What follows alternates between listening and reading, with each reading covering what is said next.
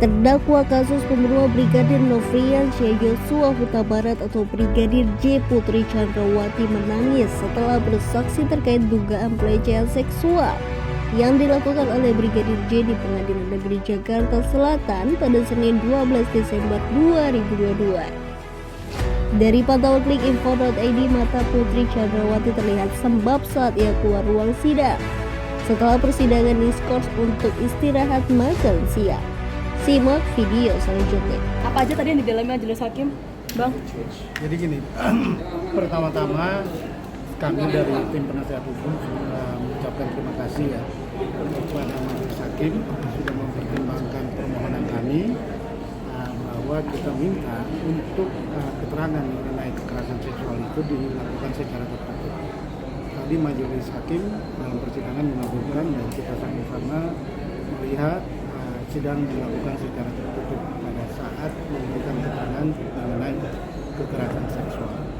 Artinya klien kami bisa memberikan keterangan tersebut. Kita nggak tahu ya apa hasilnya. Belum tahu juga. Mudah-mudahan klien kami bisa memberikan apa yang sebenarnya terjadi, fakta apa yang dilakukan oleh pihak korban seksual ini. Oke, Bang, tapi gini, konteks pelecehan seksual itu sebetulnya apa sih? Karena kan ada dua versi ya yang mengatakan bahwa pelecehan seksual itu terjadi ketika ada adegan bopong-membopong, tapi kemudian Pak Ferdi Sambo kemarin mengatakan bahwa pelecehan seksual itu terjadi tanggal 7 Juli, satu hari sebelum ke Jakarta. Itu gimana? Ini kan selalu beredar di luar mengenai kejadian tanggal 4. Itu kejadian tidak ada, artinya tidak ada pelecehan di situ. Tidak ada kekerasan seksual di tanggal 4 itu. Hanya Joshua ingin membopong dan sudah ditanggapi atau ditolak oleh Ibu Putri pada saat itu. Artinya Ibu Putri juga menganggap itu tidak ada kejadian apa-apa. Karena kan di tanggal 5 Joshua masih ikut dalam hal ini. Waktu Ibu Putri bertemu dengan anaknya yang kedua di Jogja. Jadi nggak ada masalah itu. Artinya memang belum ada kejadian kekerasan seksual di situ. Oke, jadi kekerasan seksual itu terjadi di tanggal 7 Juli? 7 sore. 7 sore ya? 7 sore. Okay. Tanggal 7. Pak, tadi di awal kuasa hukum Richard Eliezer minta agar besok persidangan untuk Richard secara daring. Bagaimana tanggapannya, Pak? Tanggapan saya sebenarnya begini, itu kan haknya mereka untuk mengajukan permohonan. Tetapi kan pertanyaannya sangat terbuka. Apa kepentingannya, dasar hukumnya apa, ya? Kan selama ini juga apakah Richard terintimidasi, itu kan harus dicari. Apa urgensinya untuk dari?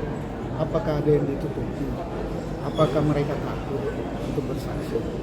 Kan sudah dilindungi LPSK. Kita sama-sama lihat loh, LPSK itu kayak satu rombongan kan? Apakah nggak percaya sama LPSK? Ya? Percaya nggak sama LPSK yang melindungi? Ada hakim, ada jaksa. Ya? Kenapa? Jadi kayak orang takut gitu kan? Oke.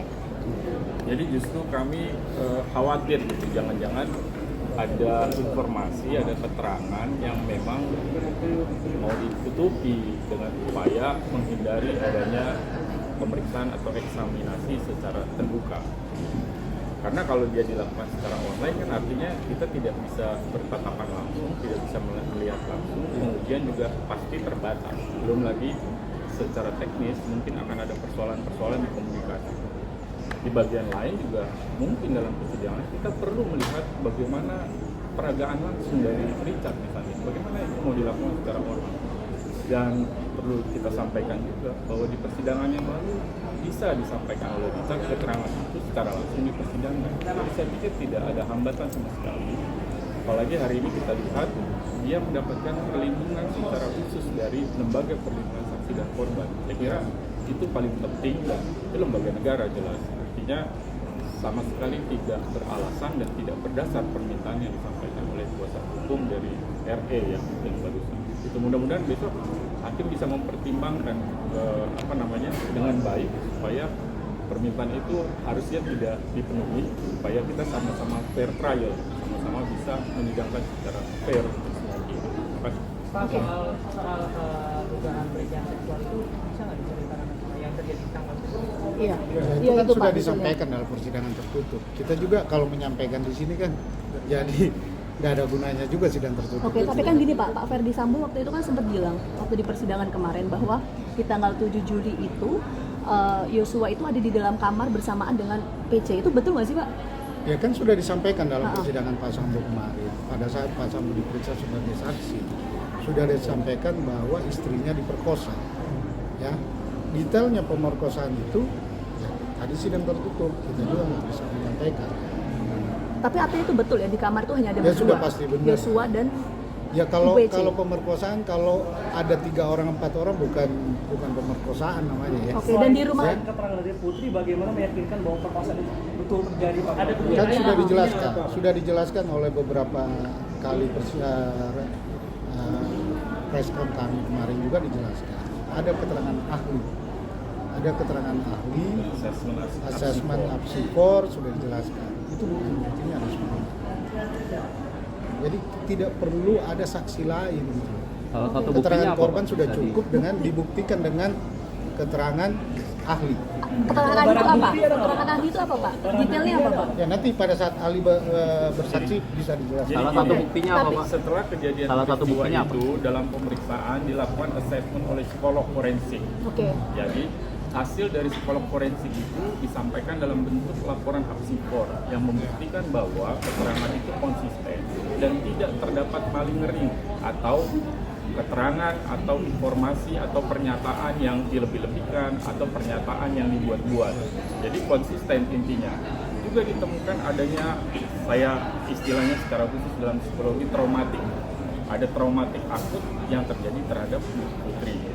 Nah, ini adalah bagian dari bukti, juga berkesesuaian dengan keterangan saksi-saksi yang lain walaupun tidak langsung ada di dalam kamar. Tapi pada peristiwa tersebut juga ada peristiwa lanjutan, misalnya ditemukan di depan kamar dalam keadaan lunglai oleh Susi, kemudian juga oleh KM, juga dipanggil Richard dan Ricky yang notabene sedang ada di luar rumah tapi diminta segera datang karena ada keadaan yang situasi yang darurat. Jadi ini kesesuaian circumstantial evidence, bukti petunjuk yang bisa menguatkan soal peristiwa tersebut. Oke Pak, kalau Apakah kondisi ada penyertaan kekerasan Saya kira detailnya nanti Iya. itu di dalam persidangan nanti saya pikir kita tidak tepat juga kalau kita buka terlalu jauh karena memang tujuan dari permintaan keterangan secara tertutup ini kan tentunya melindungi informasi-informasi yang sifatnya sensitif dan tidak untuk publikasi luas. Oke, Pak. Putri sempat menangis ya. Ketika pas keluarnya kita lihat menangis. Salah satu Trauma. Ya artinya kalau soal menangis atau tidak sudah pastilah orang dalam keadaan trauma untuk mengingat kembali kejadian yang dia alami pasti dia akan terus mengingat seperti itu pasti menangis lah. Itu apapun itu kalau dia mengingat kejadian yang menimpa dirinya pasti dia sedih atau menangis itu sudah pasti. Terima kasih Pak.